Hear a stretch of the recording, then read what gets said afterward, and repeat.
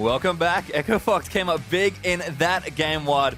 Definitely solid contribution to all five guys. I just felt like, again, functioning so well as a team there in the first one. Yeah, they all played great, but specifically Keith, 404, had an 8 KDA on Sivir, did over 30,000 damage, where the next highest on his team was actually the Maokai at 17k. So Keith went off, and especially at the end of the game, popping out the other AD carry. KFO as well, he was 2, 1, and 8 on that Maokai, 100% kill participation throughout the game, and actually putting out more damage than Froggen, who has fed all these resources. So pretty incredible game from KFO, actually. Yeah, we heard from him as well at the top just before the break that, he feels like he's finally ready to live up to himself and his team, and the team definitely looks well together. An interesting note, however, that coming into this game number 2, this will be our first ever NALCS mid-series substitution, because we can do that now. P1 is sending Pyrian to the bench and is going to be bringing in mid-lane substitute Slushy, who's another familiar face that you've seen around the LCS maybe a few seasons ago.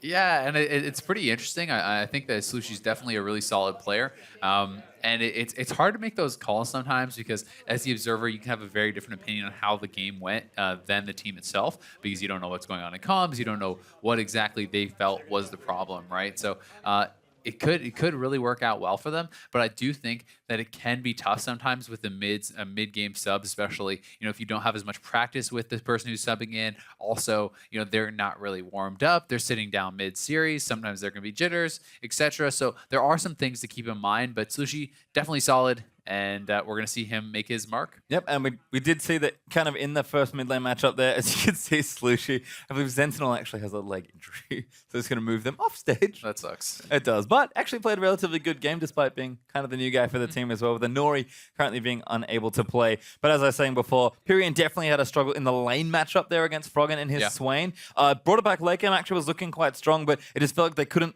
fit a good-looking team fight together. I don't expect Froggen to be getting Swain again, though. It's sort of probably where we can start this, because he's an absolute beast. Yeah, I think that Swain was definitely really annoying. Looking at the damage meters, I expected him to actually have a higher impact. But it's one of those things where you don't always have to do a ton of damage to just be super, super frustrating and super impactful in these team fights, because he's drawing so much attention, right? He dives into the back line. He's tanky. He puts threat onto these squishy characters like the Zyra, like the Ezreal, even the Azir. So it's definitely very dangerous, and you can't ignore him. It's similar to the Vlad in that way, where you just get back line, you kind of drain tank, and you try to just make them focus on you, and then you use your regen from a life steal as well as your Zonias, etc., to just basically survive through that. Yeah, it's funny how disruptive a tanky champion can be in the backline. Normally you expect, an assassin have a bunch of threat in the backside, which Froggen definitely can play as well, despite being maybe known more traditionally for control mages. But after watching, just that last game and yesterday of NALCS, seeing Vlad and Swains flash in the backlines and cause that much trouble, it's been a really interesting thing in the metagame. Quickly, before we get into the next game, Kha'Zix, there for hard. Perfectly fine game. Didn't do too much. Probably didn't need to do too much.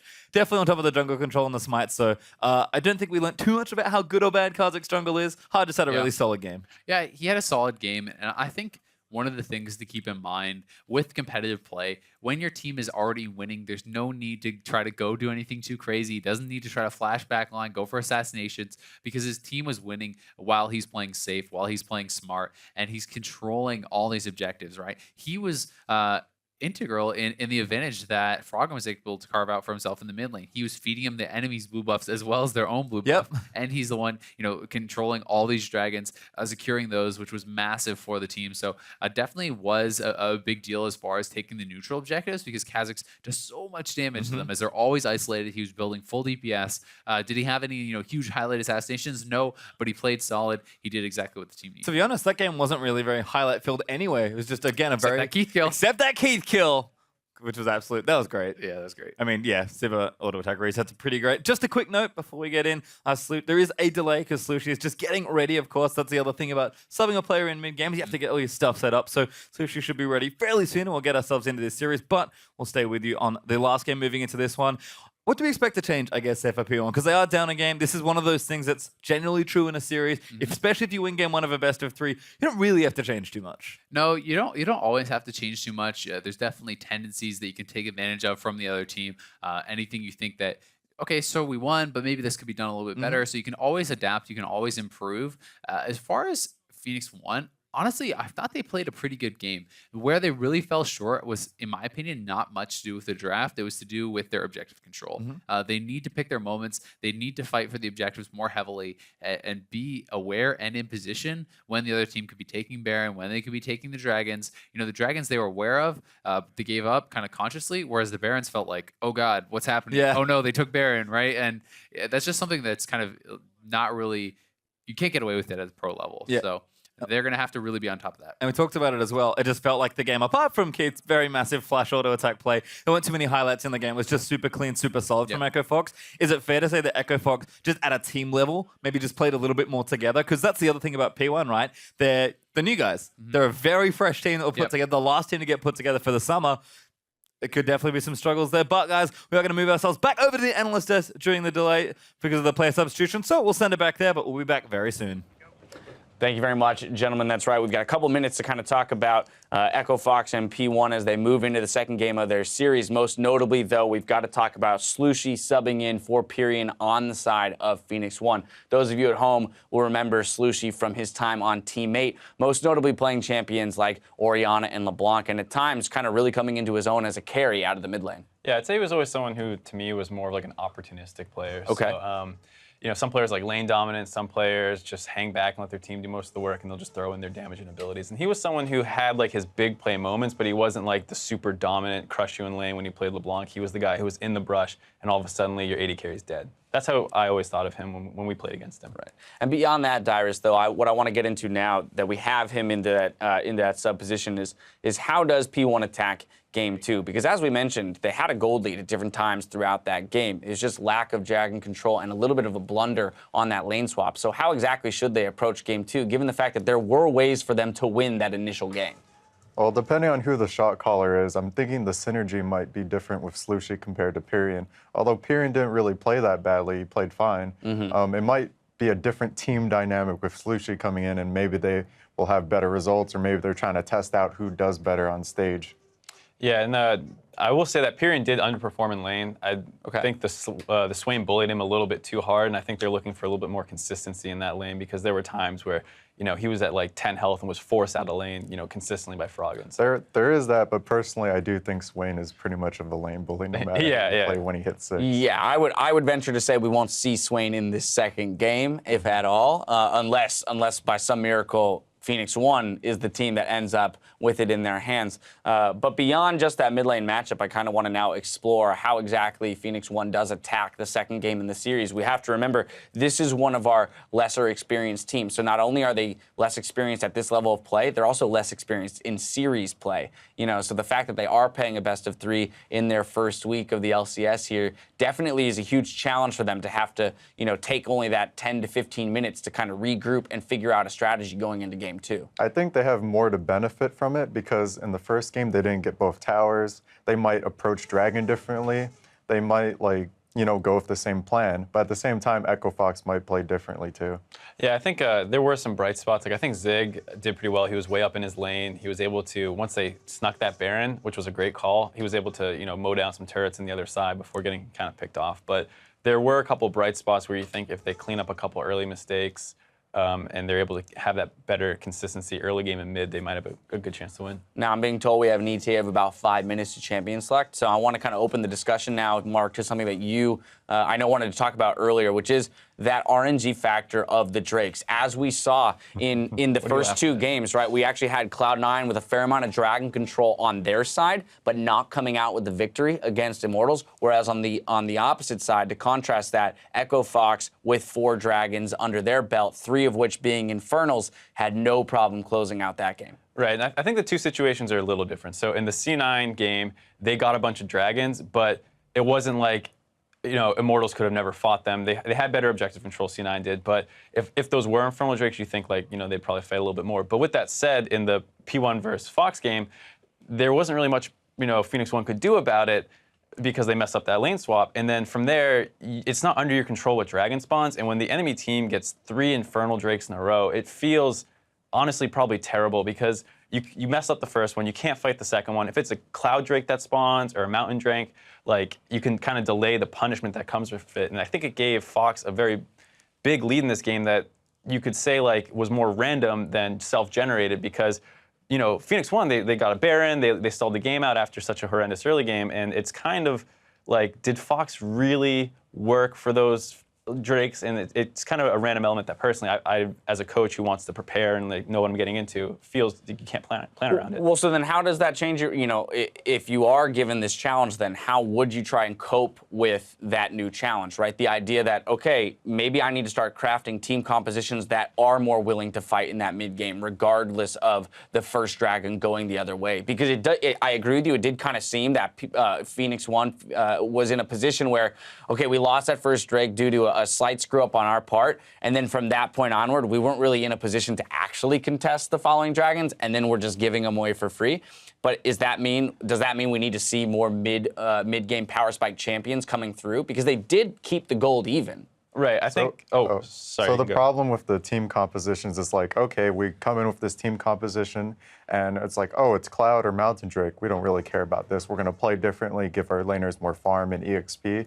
But then what happens is it's like you have to play with the mid-game win condition instead of like overall. So it's kind of like a dice roll. It's like, am I going to pick a mid-game team comp? I can't plan for the second or third dragon. What if I get 3 Infernal Drakes? What if I just get 3 Cloud Drakes? You don't have Hecarim. Like, I don't know. You know? Yeah. That first hit from Hecarim would hurt so bad. I mean, to you know, kind of elaborate on something that Dyer was pointing out before was like, you know, they did go for the Rift Herald. P1 did play different because they knew they couldn't fight these dragons, but I think it could be something that gets fixed just by balancing. Like if Cloud Drake is important and all the Drakes reach this status where you don't want to give them up, whereas right now there's a little bit of like, I don't know if we need to fight this one. You know, I think that could fix some of the concerns. Right, we are seeing an element of, well, Cloud we're more willing to give up, and so it's not a huge problem if we're in a bit of a deficit or not in the position to contest, but if it just so happens that the second Drake is an Infernal and the third Drake is an Infernal, and, you know, we're not actually setting up the vision around it, then it is a lot more of a detriment to us that we can't actually contest those things. You know, with that, I do want to now look at the team comps that we came out with in Game 1 and see how that might evolve and change into Game 2. We already talked about the Swain probably being off the table, if anything, in Game 2. But the likes of, you know, Azir, Zyra, Trundle, Rek'Sai, all top-tier picks right now going over to P1, so they shouldn't be necessarily unhappy with the kind of picks that they were able to secure in that game, but how could they adjust being on blue side here to make sure they come out ahead?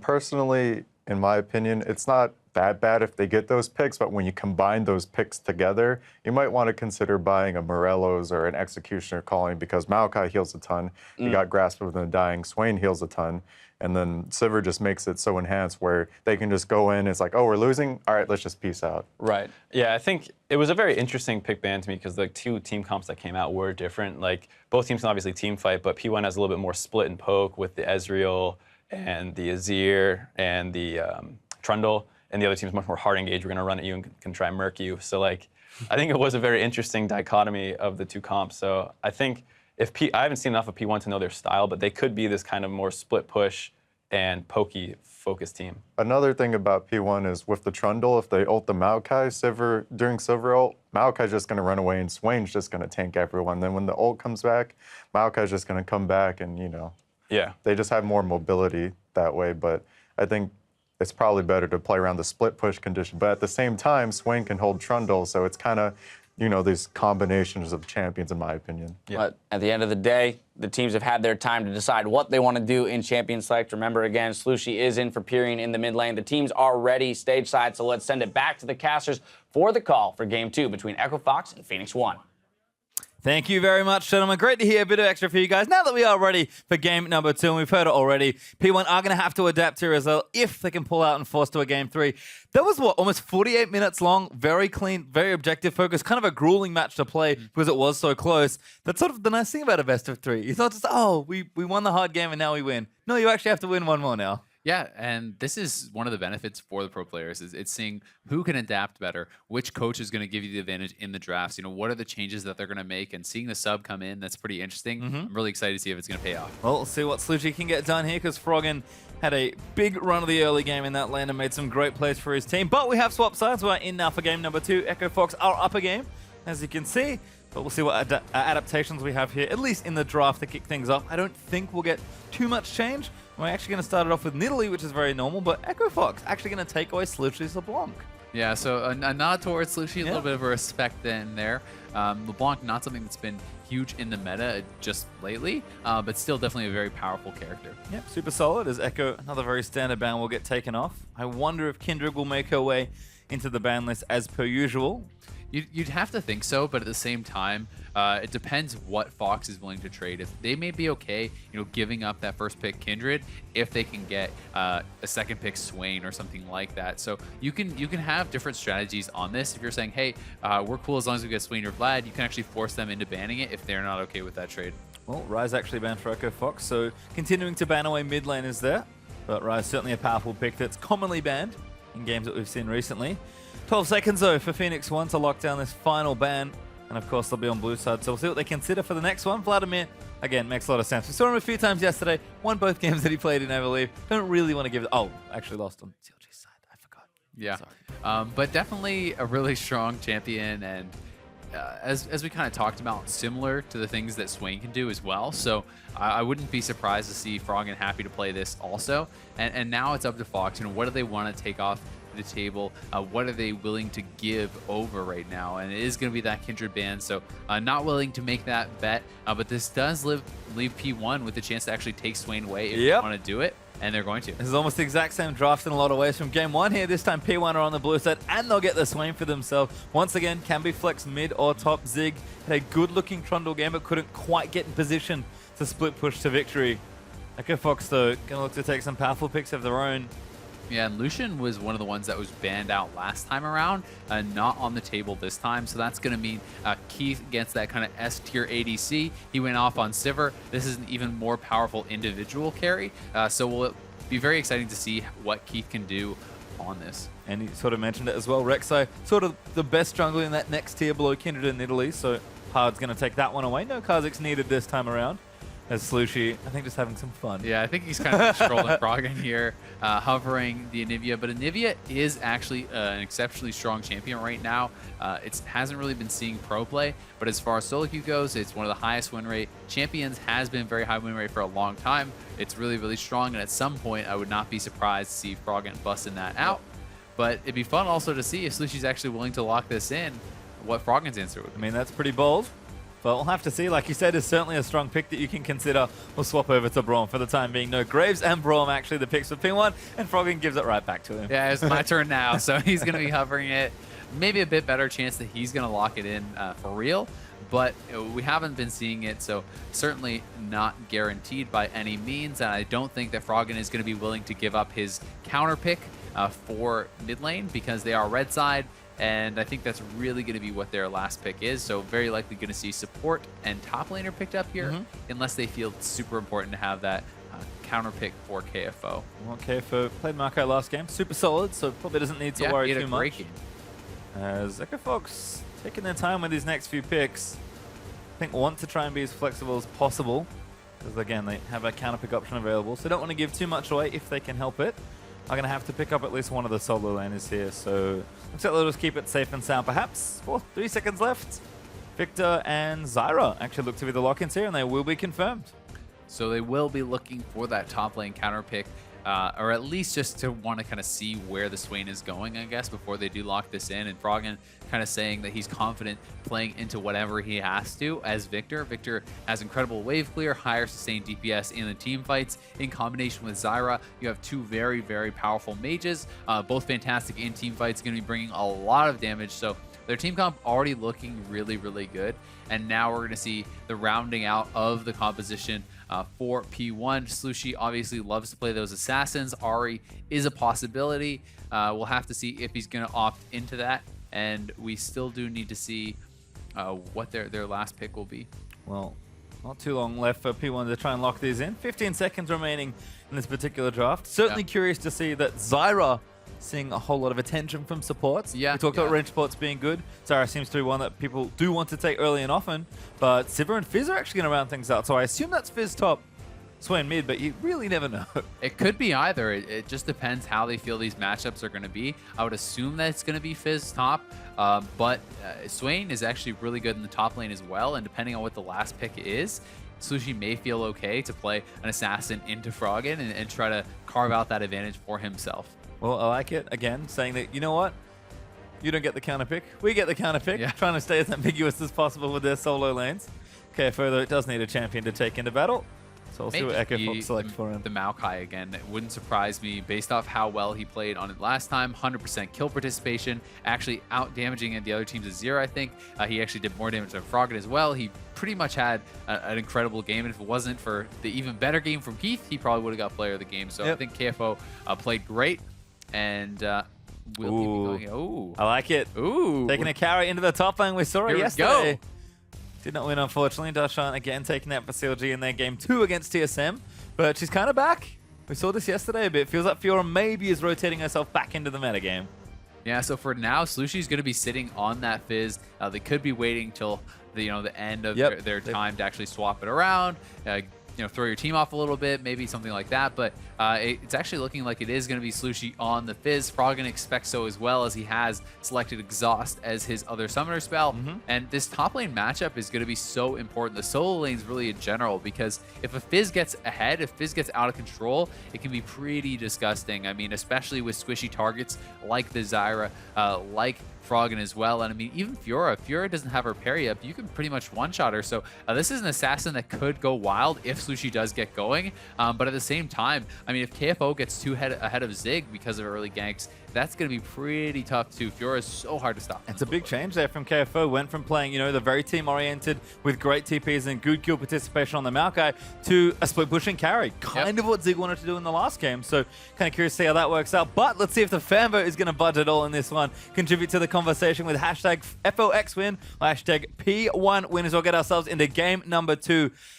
A lot of changes, I will say, between these two comps. I mean, obviously, Slushi's in as a sub, so that's a change there for P1 over on their side. But I think Echo Fox taking a vastly different composition in. And if we looked at Keith last game on Sivir, he's now got arguably the best AD carry in the game. Yep, and he's going to be up against that Sivir.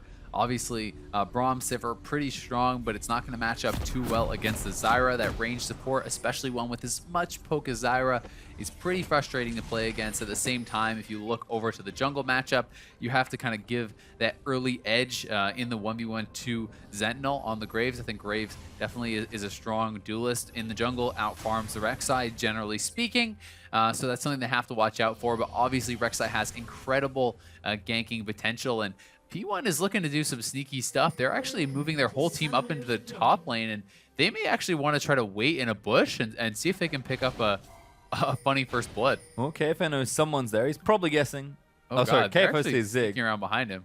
But obviously Zig is probably seeing KFO. So the ward is down, and he's actually, KFO is going to be fine, as he does see them all sneaking around. But that was actually pretty clever, because had KFO not gotten that ward down, and if he was just kind of waiting in that tri-brush, he could have been caught off surprise, and that could have been a quick first blood. So nice adaptation, but they may be meeting up as Fox is stacking up in this side brush, and this could be an explosive level 1. Nice, Slushi going in. He gets the the only one snared up, but that's it. That's the flash out from Sentinel, and he will be safe.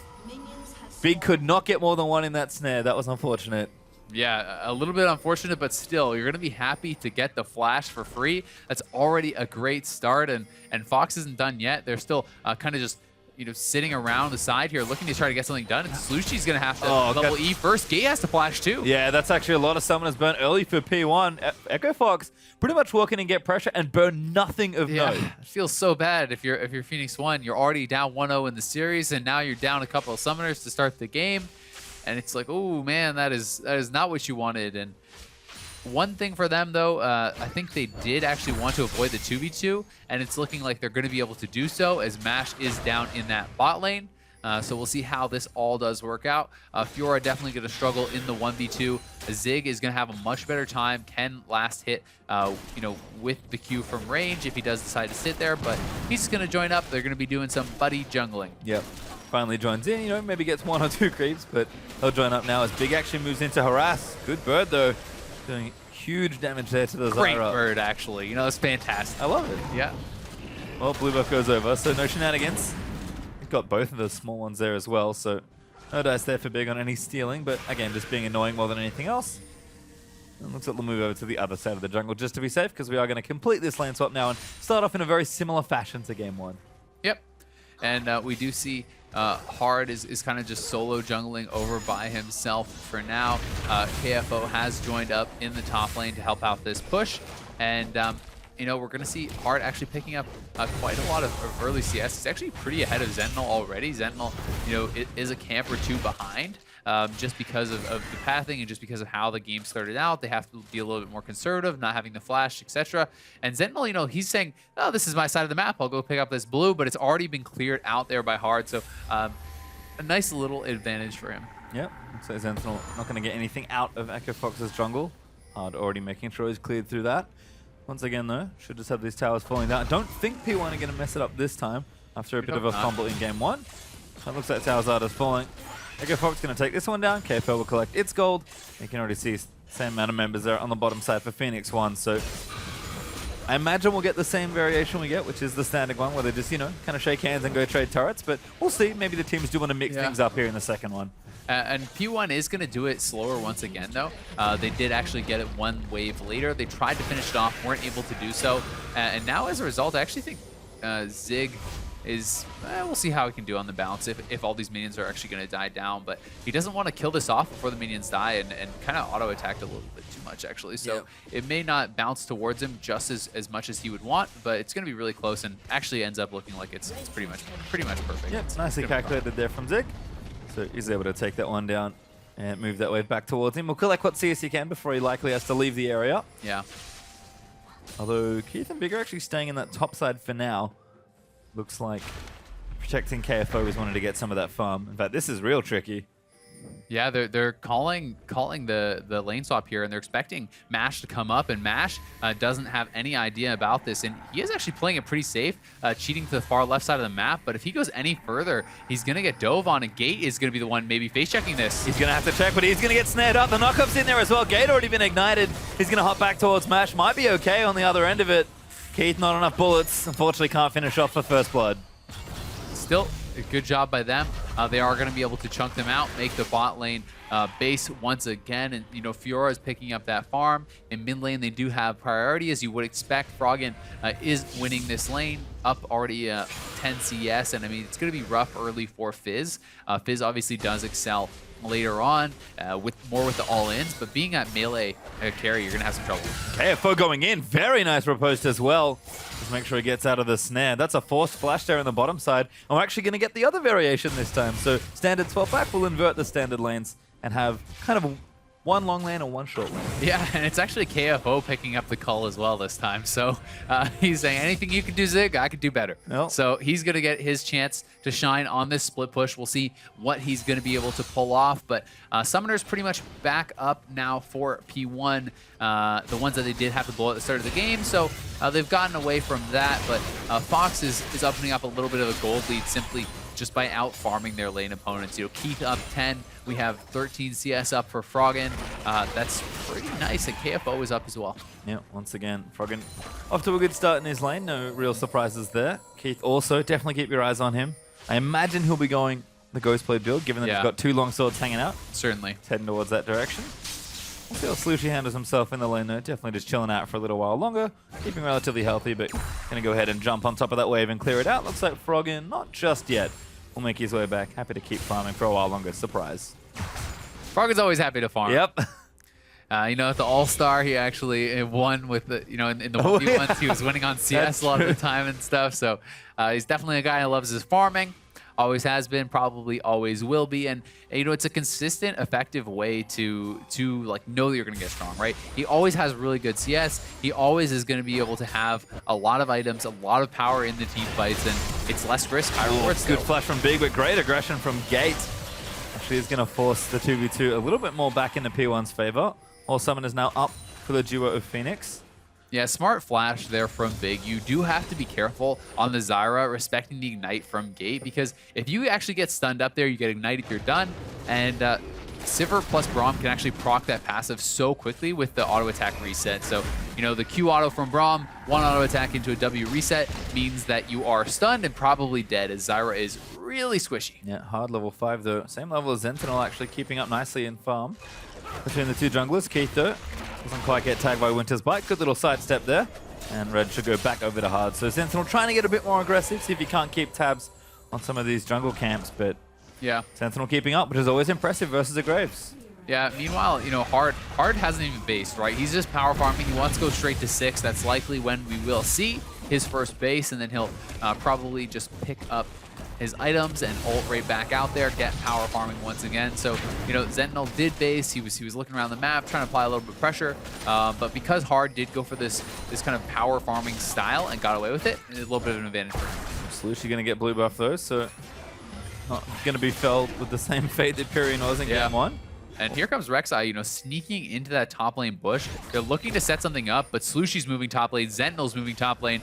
They are pinged out, but Fox has to be careful. Oh, Sentinel going in for it, but Big actually going to turn it around. Gets the snare onto Mash only, as it doesn't quite land onto Sentinel. Slushie's going to want it. David is there, the stun's in. Slushie's going to move for it, and first blood does go to Mash. Yeah, so a pretty aggressive. A lot of summoners are blown there. Mash flashes forward, uses his heals. Sentinel flashes in. They pick up the kill on Keith, though. That's going to be big in trying to keep this Lucian down. Big's able to get out with his life, but, you know, not the best executed dive by any means. Still, they do come out with the advantage, and thankfully for them, a lot of CS is going to be lost here by Keith, which should help to close that gap because a bunch of waves are actually built up. He was already up 10 CS. Had he collected that, the league could have gotten a bit out of control. Certainly could have, but instead it is the proactive play from P1 that nets him first blood, and is going to give Sivir the lead there in that particular 2v2. Actually has a Cole, a Doran's Blade, and a BF Sword to match it all in, so feeling pretty happy in the early stages. Echo Fox, so it looks like they might swap things back down, so we'll have a look at this one again. Yeah, so Sentinel, knowing Big has no flash, just wants to get aggressive. He's trying to make them fight. Slushie coming in for the side, he was always the one that was planned to finish it off. But you see, Keith flashes actually a little bit too late. He needed to flash the winner's bite there to avoid that stun. He did reactively flash, but it was after he'd already been tagged, and we saw how fast Max was able to proc that. Slushie in trouble, though. That damage, ridiculous there as Froggen with a bit of an assist from Big. Just wipes the Fizz out. Yeah, nice rotation there from Big, and Slushie gets caught slipping a little bit. Using that E4 wave clear is super dangerous when someone could be around, so he had no idea the Zyra was there. Big nails that root, and Froggen just deletes him with the ultimate. Yep, Flash unable to be used. Slushie just couldn't get out from the CC chain before he died. You can see he kind of goes back, buys himself a Negatron cloak, realizes that, you know what, that's probably going to keep happening. Yeah, here comes the TP though. They want to go aggressive onto Keith, and he's been caught, no flash. Good snare. Keith actually has to turn a fight, and he knows it, but I don't think he can really fight the Swain. He's doing a decent job, actually. Zeke running a little low on mana. Might get Keith out of there, but that slow is brutal, and Gates here to finish him off. He doesn't want it. He wants to give it to Slushie. Yeah, it does go in, and Slushie flash Qs for the kill. I'm not sure if that's actually worth it, if he's going to have to blow the flash for it. I actually think Zig should have just taken it at that point, but they're obviously just saying, hey, this Fizz needs to get going. The Fizz is behind a lot. He's already down 30 CS, and they need this Fizz to be ahead, so they're willing to put that much into giving it to him. Well, he does collect the kill, so nice gold there picked up for himself. Should help, especially as he gets more and more items. Might be able to fight Froggen 1v1. Gate, though, in a bit of bother. As that's a KFO moving in with the ulti. That's going to force a flash out of the Braum. Froggen even down here as well. Going to get some pressure down onto the turret. Yeah, they have to be careful. They could actually get dove here pretty easily. So Mash needs to clear this out very, very quickly. Does a good job of it. We saw the rotation from Slushie. So he moved down, you know, respecting that dive, being in position to respond. Now going to head right back to mid lane, though. He wants to continue picking up this farm. And, you know, Keith is over there by himself, but his team's coming over pretty quick. And again, feels like Echo Fox moving proactively. Slushie goes in, but doesn't burn the E. Now going to use it as the rest of Echo Fox show up here in the mid lane. Might even start a push here. P1 not quite around to respond just yet, but Sentinel being here is probably enough for now. I don't know. I mean, these two guys have very little wave clear. Sentinel going to blow the ult, trying to get them out of there, and it's actually going to have to be Slushie dropping his ult as well, just to push them off. But Hug gets out, and the damage is continuing to come. I thought someone else was on the way. It's only now that Gate shows up. Yeah. Yeah. No wave clear really on Fizz, which is one of the big weaknesses of the champion, and just grouping up and pushing on him like that, what can he really do? His wave clear is his E. If you E forward, you kill yourself, so there's not much of an answer, and Graves was not able to close the gap, so they both blow their ultimates, not in the way that they would want, but in the way that they have to. Yep, and again, great map pressure overall from Echo Fox. Do have a slight gold lead here as well, as Zig will return to the top half of the map. And 1v1 against KFO. KFO in the lead right now on CS. He's about 10 up. And should pick up this wave and actually get himself a bit further ahead, which is nice. Yeah, he can actually freeze this which may require a little bit of a jungle attention if he decides to. He's probably just going to hold all those ranged minions and stack up the wave, which is going to, compound that lead because Zig is going to have this getting denied for him. So he has to basically commit to moving up and trying to shove in the wave and try to get it to bounce on the turret. But because it's so far up and he has no turret, he's very scared about where the Rek'Sai could be. Yep, and you can see KFO does have a tier map, but doing the best he can to make sure the wave stays as far up there as possible to try and deny some back. Rotavator is done for Zig, but Fiora, a very good 1v1 champion, seems to be holding her own just fine here as Keith just burns the ulti. Good block there from Gate, puts up the Unbreakable, but I'm not sure we're done as Sentinel getting chased out as well. Big and hard both behind him, but they're just going to defend their wards for now. Yeah, they are going to be able to defend that, and one of the changes with the pink ward is it does regen now. So it's trying to prioritize a defense of these warded up positions. It'll actually go back to 4 HP eventually. And the team's going to start up the Ocean Drake, which is quite handy in the early game. Gate in trouble. He gets snared up. That's not enough to defend him. Froggen's able to take him out. The TP now down in from KFO as they will chase in onto Mash, but he's popped the ulti. He's running for it and does make it back towards the safety of almost his tier 2 turret. Yeah, Gate a little bit too hyphy there. The rest of the team not in position, and they just turn on him. Yeah, he's Braum. He's got some tankiness, but at this stage in the game, with 4 members all collapsing on him, he's just going to get popped. Well, Zig did not burn the TP. KFO did cancel his, but didn't want to make it down there, so I don't think Echo Fox feels safe taking the Dragon, despite being a man up. KFO even going to stay for a little while longer. They'll shove a bit here, but again, I think P1 this time are ready to defend. Yeah, I mean, Zig has to come over because they're so poor at clearing these waves without Sivir that they just need the additional help. The Graves trying to help out the Fizz, even everyone's seeing the top laner having to come down and try to help him out just because they know that the wave clear is so bad from Fizz. Well, once again, Echo Fox prioritizing the objective control. I'm going to start up this Drake.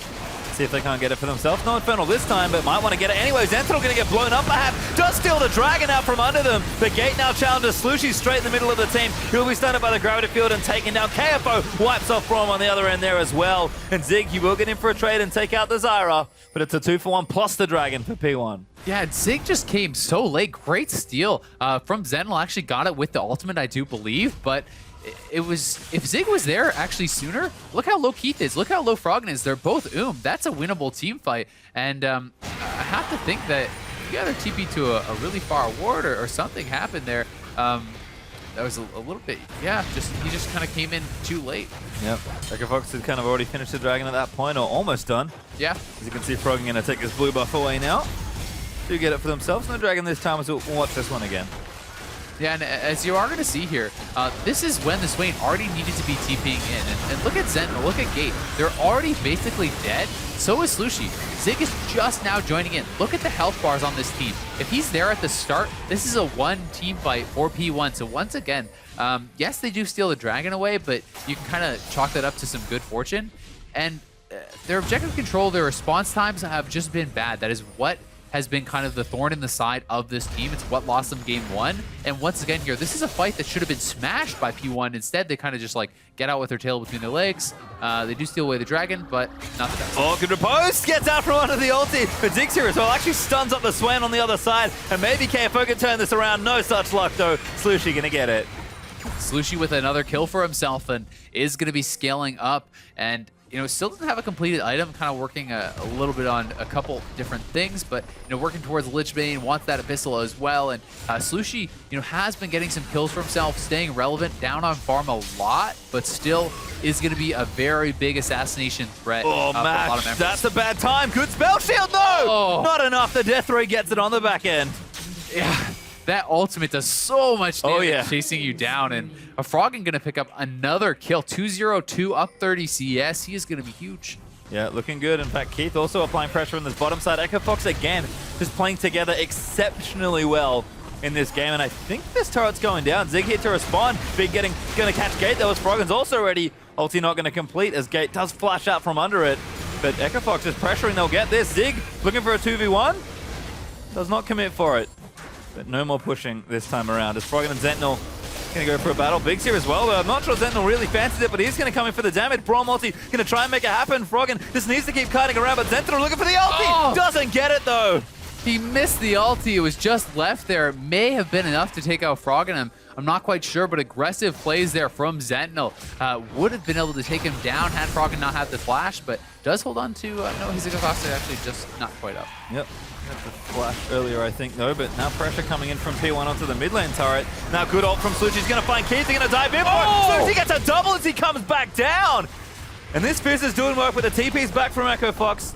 Cancelled, I believe. That is huge for the Fizz. He comes in, he lands the beautiful ultimate, hits them both with the Playful Trickster. So much damage, and that is the big-time assassination plays you want to see out of a mid-lane player. And now 4-2-2. He's completed the Abyssal. He's going to be well on his way to completing that Lich Bane as well. And it's only going to get scarier for Echo Fox. KFO tried to trade, cancelled his TP. Could have maybe defended the mid lane turret, but doesn't get the trade that he was looking for either. Instead, we'll go back and purchase his next few items.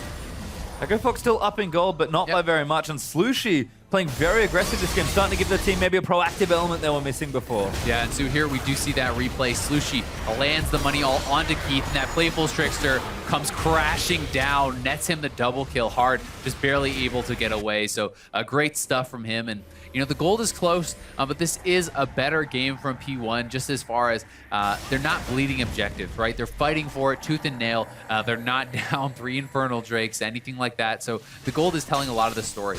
The next one will be an Infernal Dragon, though, so they're going to have to keep that in mind. Big fight point coming up, and you can see that mid lane turret doesn't have too much health left, so Echo Fox Rek'Sai may try and push it down. Here we go, hard in for it. Looking onto Gate, but he gets away with the W.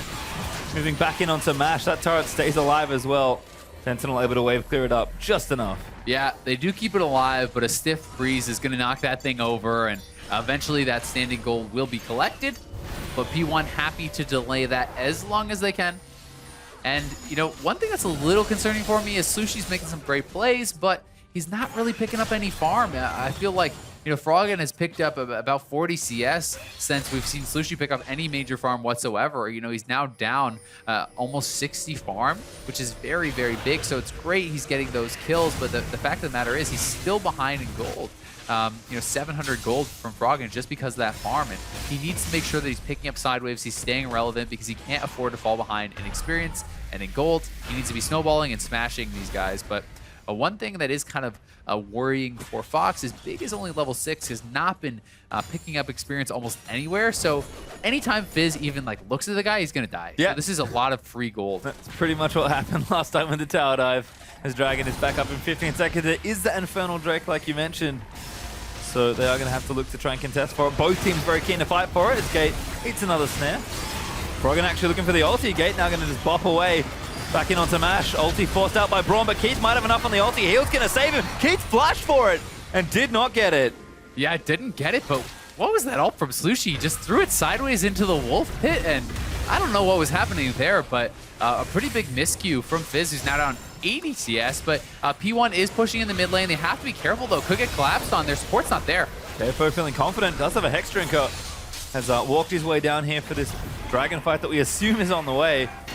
Echo Fox actually looking relatively healthy with the hit points at least, but Keith a little low on mana. Maybe don't want to go straight in for it. Froggen got blue buff though, so not a bad time to try and pick a fight. It looks like right now team's just going to reset the map and go for the objective later, unless P1 do want to force the issue now. One good thing for P1 is certainly that Keith has not been having a good game. He's 0-3. And this is kind of like the time to shine on Lucian, is this early mid game around this 1 to 2 item power spike is kind of his best point. Not that he's weak in late game by any means, but this is really his like kind of big moment, is usually around the 20 to 25 minute mark. And he hasn't been able to get too much done. So that is something going for them, but we're definitely going to have to see Slushie, you know, continue to pick up these side waves and try to keep scaling, keep staying really, really strong in this game, because Froggen, you know, has his full Hex core upgraded. He has his Zonias. He has upgraded boots. You know, Froggen is just going to be a teamfight menace. And looks like Fox are trying to force a team fight. Zig, though, actually hanging out. Pretty sneaky little flank. Slushie also being a nuisance in the top side. Does have teleport. Didn't quite notice until now, but that is going to enable him to be split pushing. He's been trying to play catch up a bit on the farm. Not having the most successful job, but this is good pressure for the team. seen how aggressive Slushie is willing to be. It's certainly made a difference in the early game. It certainly has, and he's really close to finishing that Lich Bane, and that 2-item power spike is going to be great. Not sure if Slushie's going to want to battle it up against KFO, but he's going to start it up. I'm going to go with no, because he's losing right now. Saw the pitch goes out, and KFO just, that's an easy one. Slushie, that was brutal. You cannot afford those kind of mistakes. He didn't even use his E. He shoots his fish way over his shoulder, and it almost looks like Slushie's getting a little bit shaken. You know, after that play around the Wolf Pit, he whiffed that all pretty hard, and now the top lane, just a pretty bad misplay in this 1v1. Well, it's been pretty high for your game long, but remember, it's been a while since you've seen Slushie on the stage. You get subbed in mid-series when your team is down a game. There is certainly pressure in that situation, and KFO, we've kind of been quietly seeing him farm up. Him and Zig are very close on both farm and items. Actually, Zhonya's finished the Ziggs now with that Rod of Ages, so Swain's also quite strong, but we were said, you know, Fiora, when she gets to a point, she can, you know, just do the old Fiora things. Maybe getting there now is Gator gank caught, but also hops back to Mash. He's always there ready, just to make sure Gate can ward safely. So the gold lead, just about 1,000, not too big. Infernal Drake still on the table for whichever team wants to make the play to take it. First Drake, you know, still in the pocket of P1. They did get that Ocean Drake from that steal by Sentinel, who's been having a pretty good game, 0-0-1, but he's been around the map a fair bit. He's been putting on pressure and kind of like plugging holes, you know, for their mid laner, trying to help wave clear and doing a pretty good job. So actually Sentinel's had a pretty nice first showing. Yeah, I think I would say the biggest change I've noticed is with Slushie coming in and Sentinel maybe on the Graves, just more aggression and more proactive play from P1. They are still behind in goal, but it's only 1,000. Echo Fox can't really hold their head up too high about that. And with the game sort of at a stalemate now, 24 minutes in, definitely moving through the mid game now. P1 are willing to, you know, apply pressure in the sidelines, be more proactive when they get a moment, and maybe the play doesn't work cleanly every time, but they have gotten some advantages and kept the game competitive, which is important because Echo Fox really just ran them around the map in game one, and P1 have said, you know what, even if we are going to lose, and there's certainly no showing of that just yet because it's far too early to tell, but you know, if it does happen, we're going to go down swinging, which is important in a best-of series. Yeah, definitely. You have to have the confidence to make plays. You can't always sit back on your heels, just wait for something to happen, because these teams will not just gift you leads. You have to make those for yourself. And they've been doing a good job so far, but the Infernal Drake is apparently not the center of attention until right now. P1 going to go ahead and take it because Echo Fox had a momentary lapse in judgment, or did they? Now's the time for the other steal. No, Sentinel gets it locked up though. They're going to move in for it. Off Broken with a huge ulti, and that's an easy kill. Yeah, they do get it, but it costs them a couple ultimates, costs them the summoner, and that's a trade I'm happy to take. Taking your jungler's life for that Infernal Drake, it's only going to be worthwhile if Fox can get something off this. Can they pressure the Baron? Can they get some turrets? And that's what it's really going to come down to if that was worth it. Careful, bit of a menace right now on the Fiora. The Stiff Breeze you mentioned earlier does finally swing through mid lane, and Cafo's back in for it, another 2v1, but Slushie gonna try and make it happen. The fish is used for the repose, actually a little early. The flash after it, and Slushie gets it with the damage over time. Well played there, collapsing quickly on KFO. They're gonna be able to take out the Fiora. Get his flash as well is important. So really, really nice job from Slushie on the Assassin. That's what he needs to do. He needs to roam, he needs to collapse with Zig, take out the Fiora, and now it's their turn to have the 5v4. It's their turn to see what they can take off the map, because they now have 2 Drakes. The Baron is active, and KFO is dead for 20. Does have TP though. Very commendable job from P1 to control KFO, because you can see the elements of where Fiora can get very out of control in this game. Oh yeah. But KFO has been held down well by Slushie. I'm definitely waiting for a highlight 1v2, because it feels like KFO is sort of going through the motions enough times that he can open that opportunity for himself. But so far, P1 have done a really good job keeping that under wraps, and they'll need to keep doing so, because Swain, it doesn't feel like he's, especially late game, going to be able to contest Fiora in a 1v1. Fiora is just a little too good at dueling. Too good at dueling, and one of the biggest things is it actually gets to a stage where you simply can't out-damage the lifesteal that Fiora has in these 1v1s. Swain, you know, even when Froggen was kind of crushing on it last game, actually did less damage than the Maokai on his team. So when there's enough lifesteal, enough MR on KFO, I mean, he already has lifesteal from Ravenous Hydra. When his Maw procs, he gets lifesteal from that as well. So it's really hard to even just put out enough damage. And Swain does really good damage in your first round of spells. It's like, you hit him with E, you hit him with the Q, you root him, great, that's awesome.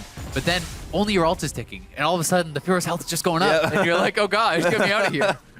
Well, we'll see what happens as we move through this one. 27 minutes in, 4-3 in turrets as Echo Fox again still hold the lead both in gold and turrets, but pretty slim at this point. And it does feel like once again we're going to set ourselves in for a very objective focused game. Yeah, and it's going to be Mountain Drake next time. So a lot more variety this time. Again, it's not going to be the triple Infernal, at least not yet. We do see our boy Slushy split pushing in the top lane, but Fox is moving a big squad up towards that. And Slushy has to be careful. He's such a key component of this team. And if he gets taken out, Baron could be unlocked, especially this late in the game. I think he got spotted just by a minion there, but looks like he'll sneak out of the way. Echo Fox doing a good job again, making sure Slushy doesn't get too much free time on the turrets. Does have the Lich Bane built up, so he will shred them quite quickly. The KFO sort of causing the same problem on the other end of the map. As ulti out there for Big. Going to protect Keith, actually, because that was Slushy coming straight in for it. Did land the ulti on Solution. Yeah, and once again, that's great. He doesn't have to actually kill Keith. Sure, would you like to? Yeah. But he gets the flash, he gets the ultimate from Zyra. He has a fair bit of CDR already built up. Like, he's already at 30% plus whatever he has from runes. So his ultimate's a 52-second cooldown. Trading that for a 5-minute flash plus the ultimate from Zyra, which is going to be longer, that's great. Yep, looking good. P1 again, now playing up. Gate seems to be magnetized to the Zyra snares, but he's actually pretty tanky at this point, so it doesn't matter too much. KFO, though, this could be it. The play's finally here, and Hard's going to join in for this one. Sonny's is going to get popped, but I'm not sure Zig can get out of it. The Furor's popped. He's going to flash out of the way as well. Going to try and make it back to the safety of his turret. And I think it actually is safe enough. And now Slushy's going to try and turn things around. Slushy, though, does not complete. And Big able to take him out on the other side of the map. Yeah, Slushy actually got caught sleeping. He starts the TP, and he just gets killed off in the top lane by the duo. So pretty messy stuff there. Might have been able to actually clean up the bot lane if he was able to get in. Well, KFO does not get the kill onto Zig. Swain still showing off that, hey, I do have quite a lot of regen. Not able to get the kill just yet for KFO. Damage not quite there. The Black Cleaver still on the way. Froggen did have to flash as well, as P1 tried to make a play in mid and take him out. So it did not happen in there. But for now, the turret's holding the bottom side as we'll watch this again. Yeah, so here Slushy backs off. He thinks he's safe. A flash comes in from Big. The calling from Keith. They take out the mid laner very, very quick. And look at that damage. Yeah. He didn't even land his E, I don't think. Or auto. Yeah, I mean, it's ridiculous how fast he's going to be able to kill, but a bit of a greedy TP. He's not even in the bush. He's kind of far up there, and Big comes up with a nice play. The flash route is going to not only net them a kill, but potentially save them 2 lives in the bottom. Ooh, Hard straight in for it. Looking for Gate. Seems to be the primary target because he's always running point. Dragging up in a minute, though. It will be that Mountain Drake you mentioned earlier. But Baron also available, certainly at 30 minutes into this one. So team's going to have to start really considering which objectives they're happy to fight over. And the items are coming out on both sides of the rift. Damage is there. We've seen it already from Slushy, but it definitely exists for everyone else on both sides. Froggen did crest that 100 CS lead in the mid lane, though, briefly, that Flame Horizon. So pretty big deal for him. He's been keeping up his farm the whole game. Plus, he has a lot of kills, so this is a beastly Victor. And yep, we can see a lot of damage coming up from Slushy. We saw that shown off in the top lane against Keith in mid lane when he got the double kill. But at the same time, if Victor lands a laser plus his ult, he can basically do that to your whole team at once. Yep, and that's always been the problem. That's crazy. With Victor. The damage is pretty immense. Yeah. Even Zyra going to be pulling up some good numbers as well. So you do see Big with the same build we've seen pretty much all the support Zyras go. Let's have that Leandru's in there after that blue Ice Stone. Zig just trying his own, but KFO again with the Black Cleaver now finished. I think more than happy to take on all comers. I mentioned it already. Feels like the 1v2 is brewing, and Echo Fox with that pressure on the bottom side are going to move in for this dragon. They're first of the game, and they will be able to get it here, it looks like.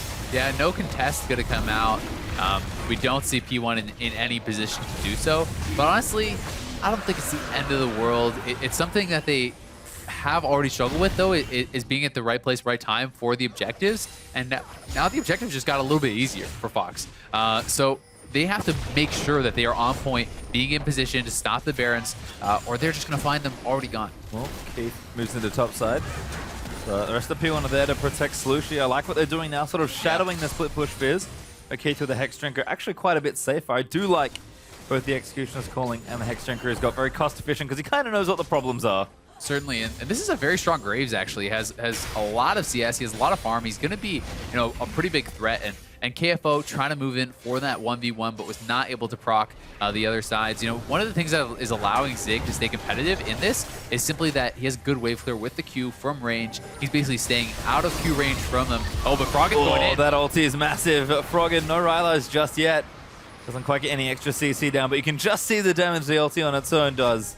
pretty immense. Yeah, that was like one tick on Mash and he lost half his health. So he's got to be scared, and I'm sure he is. But he is pretty powerful himself at this stage. That is a lot of damage going to be coming out of Sivir. Ooh, almost. He's just barely picking up that blue buff. Good stuff, though. He's certainly going to need it.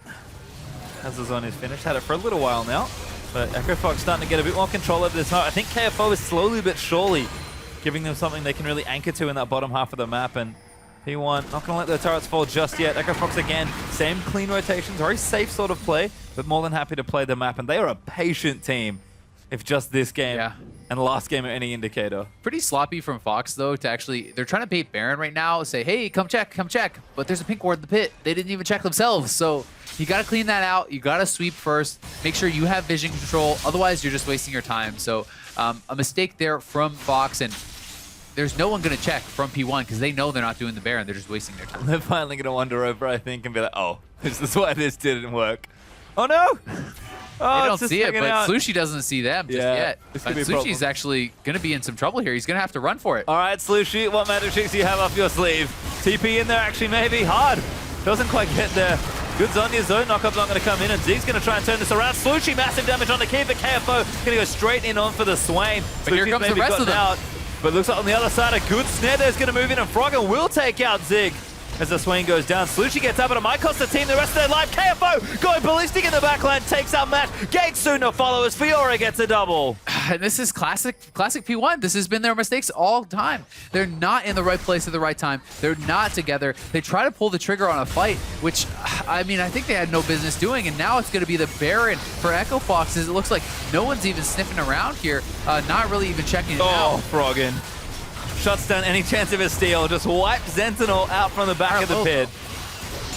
And they take the Baron. Yeah, that's just brutal. I mean, Slushie gets caught out. I think if he just reacted immediately, I think he's probably okay. He's going to be very short cool, and he's going to go for the kill, actually. He wants it. Oh, Zhonya's is there. Froggen turns that around, and Slushie, he'll get out. Oh, no, Froggen! He wants it! He actually claims it with the Death Ray! Oh my god, Froggen is just going off. 7-0-3, 100 CS up. What can this man not do? Well, apparently in this particular series, nothing, because he's been looking great. Pretty much leaving where he left off in spring. Had a great start to summer here as... Yeah, here is how it starts off. And to me, Slushie just needs to run. He just needs to run and buy time. Run straight to the right, towards your opponent's base, hope to get out with constant ease, high CDR, but instead they commit. They commit to a fight, which is starting as a 2v5 for so long. Zig comes in, but he's going to get picked off. Slushie's already low, and now you have your bot lane flashing into a 2v4. Your jungler's just showing up now. They're just completely not on the same page, and how do you expect to win a fight like this when Fox is all as a group? They already have the poke advantage. They needed to cut their losses. Gate caught, but not dead just yet. He'll flash out of the way. But Echo Fox just going to take down the turret instead. They're more than happy to get a summoner there. And Froggen's out with the ulti. It's doing huge damage as Zig. This has to stand straight in it. He might even get poked down to death here. Execution's calls it up. Froggen goes legendary. And Echo Fox dived the turret. They'll trade a few back and forth, but they've broken the base. I think this could be the game. They may push for it. Slushie has no wave cleared. The only real threat to stopping this is Mash, but with Froggen alive, he's such a massive damage threat. I think this is going to be Echo Fox looking to take a clean sweep. They're going in for it. Slushie going to try and find a way in for a kill, perhaps, and get them off the turret. He actually shuts down Froggen, and Zonies is out of the way. KFO, who's going to miss that snare, but he'll get the kill. No, Slushie alive for now. Gets another one, but shut down finally by the Fiora. Yeah, good stuff there from Slushie, and that should extend the game. Picking up those 2 kills. Fox smelling blood in the water, wanted to go for it. Not quite able to finish it off, but it was really close. I mean, I like the play. It's relatively low risk if you don't win there, I think. Yeah, they're not going to lose much. Yes. But here is that Victor ultimate. And the culling coming in. Great culling from Keith, landing almost every shot. And he just can't even get out of that Victor ultimate because the Rylai's plus the fully upgraded ult means it moves faster and it's slowing you.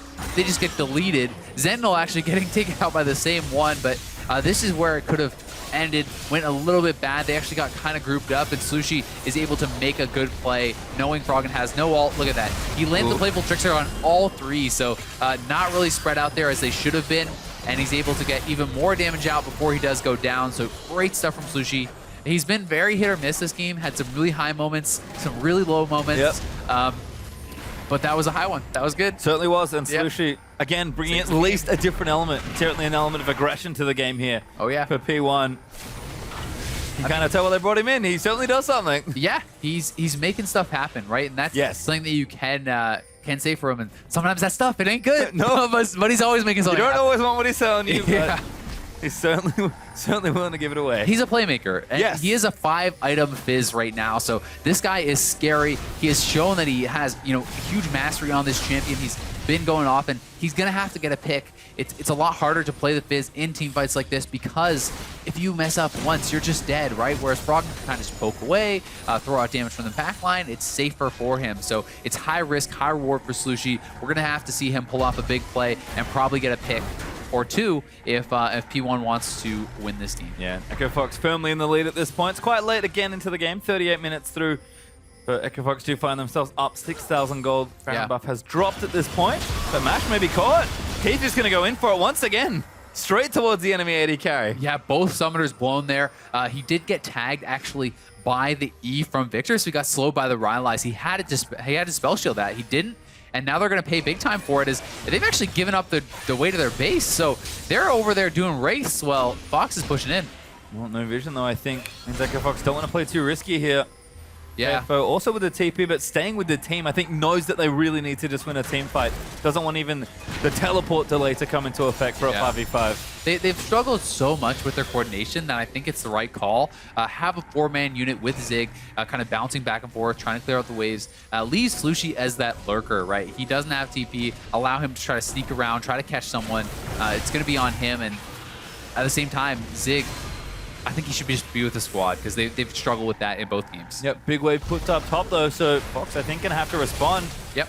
But Elder Dragon also up, and unfortunately those two things are on the opposite sides of the map. Yeah, and I think honestly, Fox doesn't care too much at this stage of the game if they lose one turret, but Zig could be in trouble here. The Rylai slow is active, and what a culling coming in. Once at the culling again might be enough, but they can't quite get it. Gate though, caught out on the front lines, is gonna go down. Echo Fox force a 5v4. What was Gate doing? I mean, Zig was already...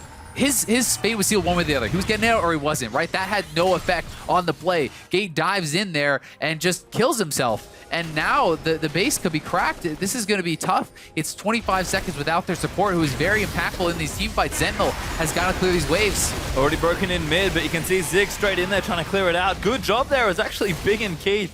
Took huge burst of damage on the back end. Slushy threatening with the ulti as well. Echo Fox make the safe play and back away. Yeah, good wave clear there from P1. Huge that Zig was able to survive, just barely. But Gate, really big overcommittal there to go back in, and we'll see what they can get done. The bot lane has base to try to deal with that wave that was pushing. And, Elder Dragon's still on the table, so Keith wants to get rid of this wave as fast as he can. He wants to get down there, be with his team for what could be a game-deciding fight. Baron also up in 50 seconds, so we're going to have two huge monsters on the map for these two teams to fight over. Definitely praise Echo Fox for their overall teamwork in this series so far, but P1 aren't far away from taking it out, and Big actually going to get taken down by Mash. He's the one with the crits this time. Yeah, great play there from Mash, expecting that face check from the support. He gets it, and he cashes in big time, taking out Big, who's going to be dead for almost 40 seconds. This is massive, and we saw Keith was the one who took out the other AD carry last game, which led to them winning, right? Could this be the same kind of play for Mash that gets them a big advantage? Well, this game again awfully close as P1. Another aggressive play. They're going to go straight for this Elder Dragon. I like it. It's something that's very risky to contest. If you're Echo Fox, you lose this fight, you could lose a lot. So they are going to have to be careful, but they don't want to give up Elder Dragon without a fight. They're in the area, and Elder Dragon still has quite a lot of health left, but it is burning down. It will reset, though, as P1 try and keep it interested. Still floating around the 5k health mark, though. I think they're waiting for everyone else. Culling in there is great poke in. Slushy, though, has found the fish on the kid. He flashes back and puts it on the frog, and now Slushy going to go in for it. Damage is massive there, but Slushy does take out the Lucian. In the backside, the KFO's going nuts as he takes out Matt. Cleans up Graves as well. Gets himself a triple kill. And Echo Fox just turned it all around. KFO just completely carried that fight. 1v3 on the backside. He absolutely destroyed them. They overlooked the Fiora. Slushy with a great assassination to start the fight. It's not enough. Zig is getting chased down now, and this could be the game for Echo Fox. Respawn timers are very long. They're pushing down the mid lane. They're going to try to end it, or at least pick up the inhibitors. Zig is buying a lot of time, though. I don't think they should be able to end it, but we'll see. There's the kill, and that's the ace. And Echo Fox really just needs to keep any of the wave clear busy. Oh, they're going to TP for it. They want it. Yeah, they certainly do. They're going to commit here and try and end the game. Who's up? It's 20 seconds on one, 10 seconds on Gate. Who's going to be close? They should have it. I don't think Gate is going to be enough. The turret's going to be gone, and they can just right-click on the Nexus, and this is going to be it. Echo Fox going to take the first series of the season for them, 2-0. KFO goes off in the back end of that game and really carries it through. We expected the split push to be maybe the deal breaker there, but it was actually the team fighting from a Fiora of all champions. KFO made it look good. 10-2-1 on that Fiora. Absolute beast. You know, this was not the story of game one, Keith carrying through. This was about Froggen. This was about KFO, and KFO, this is a really impressive performance. Game one is about as good of a Maokai game as you can have. 100% kill participation, huge damage. Game two, he smashes them on the Fiora, carrying the game-winning fight in a 4v5. I'm really impressed with this guy. Yeah, and Echo Fox in general looking really well together, I think is the best thing. Individual moments absolutely there as the teams will go over and shake hands. You cannot deny the star power of a player like Froggen, and even the up-and-coming players, if you will, like Keith. The talent's there, but the teamwork seems to be there as well. And it's funny, I think we've had 2 games there where Keith was like, oh, he actually had a really good game, and we kind of get the same for KFO on the back end. Because again, when they play, they seem to play together, and you're not necessarily thinking, oh, this guy's really carrying the game for his team. It does feel like a team effort, and then you look back down the scoreline and KFO's killed everyone. Yeah, and all of a sudden, he's a 10 kill Fiora. Not too bad, but pretty incredible stuff there. And, you know, the substitution didn't quite pay off. Slushie had a lot of really good moments, I think, on Fizz. But to me, the struggle for Phoenix One, this whole series was really just pulling it together, having their team in the right place at the right time. It was not the individual play, it was the macro movements. They showed a lot of moments of brilliance throughout the series from a lot of guys on the team. I think they were solid. Zenil had a good debut. I think Slushie looked really, really good at times on that Fizz. But it was just the fact that they would get caught off surprise. You know, Echo Fox is doing the Baron. They're not there in time. They're having a team fight in top lane, and their shot calling is to go all in when it's like a 2v5. So they're having these moments where it's just kind of these brain farts or lapses of judgment that are really costing them. Yeah, and the spirit of the change I agree with, because they did want to do something a bit more proactive. So she certainly brought that to the table, which was a lot of fun to watch. But I agree, it just feels like kind of a little bit of rust they have to shake off, just a bit out of practice, not together. Again, the freshest LCS team to be formed just before the summer starts. It kind of makes sense that it could take them a while, but the good moments are definitely a good sign for them moving into summer. Really good, and honestly, there's a lot of positives to take away here as P1. Fox was the heavy favorites going in. They look solid. They showed us what we would expect. You know, Keith smashing the first game. Froggen looked good across the whole thing, and KFO really looking good. So the whole team was honestly showing up pretty big, but P1 had great individual moments. They also, this is the weaknesses you want to see from a new team. If there's going to be some, is just the coordination, right? They don't have the synergy. They don't have the perfect shot calling just yet, but they have the skill. They have the individual play to be able to challenge these top teams. And it wasn't even just that, like, they didn't know what to do around the map. They were just a little late, right? It's like they're just not quite all there. But as it all stands, a great start to the split for Echo Fox. But before we check in with our analysts, let's go stage side for an interview with the man in the mid lane himself. Thanks, guys. I'm with the man in the mid lane, Froggen. Congratulations on that 2-0 victory. Some very convincing play that we saw. Now, Echo Fox, you guys had a bit of trouble over the course of the regular split last year. Now you finally got the team. You've had a couple of months to practice in between. How do you feel about having the team together for so long? It feels pretty good. I was very excited to start playing best of threes. It's a very different environment, and I'm glad we're going to get some experience there. Yeah, how do you think the best of threes are going to help your teammates? I mean, some of these guys are pretty young, but like you're the veteran of the team. I think the best of threes is mainly for when we get to tournament play, like if we go to playoffs and stuff and it's a bracket system. Having some best of experience is very, very important. So I'm really glad we have it now. Yeah, well, we'll see if you continue to do well in those best of threes. Now, so you guys are playing really good. With the 2-0, what do you think of your teammates? I think they're all very good. We excel in different areas, and we try to use that and then back each other up on each other's flaws. So it works well. You guys were playing very well. And of course, with the beginning of the season starting just yesterday, is there anyone you're excited to play over the course of the upcoming split? I don't really know. I think I'm excited to play Immortals to see if we can actually beat them once, right? Besides that, playing all the top teams is always fun, and we can learn a lot from that. And then playing more in the best-of-3 system. All right, well, we're looking forward to that. Once again, congratulations on the win, Frog, and thank you for joining me. Now we're going to go ahead and send it to a quick break while we get ready for our next series.